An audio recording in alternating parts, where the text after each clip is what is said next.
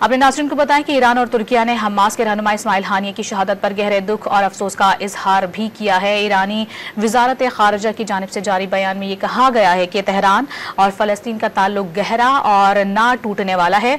इस्माइल हानिया का खून रायगा नहीं जाएगा। इससे तहरीक आज़ादी फलस्तीन को मजीद तक़वियत मिलेगी।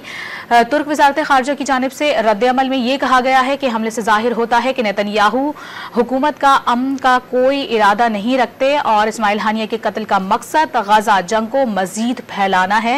अपने नाज़रीन को बता रहे हैं कि ये रद्द-ए-अमल सामने आया है। ईरान और तुर्किया के रहनुमाओं की जानिब से गहरे दुख और अफसोस का इजहार किया गया है। उनकी जानिब से ईरानी वज़ीर ख़ारिजा की जानिब से बयान जारी किया गया है, जिसमें उन्होंने कहा है कि तेहरान और फ़लस्तीन का ताल्लुक गहरा और ना टूटने वाला है। इस्माइल हानिया का खून रायगा नहीं जाएगा। इससे तहरीक आज़ादी फ़लस्तीन को मज़ीद तक़वियत मिलेगी।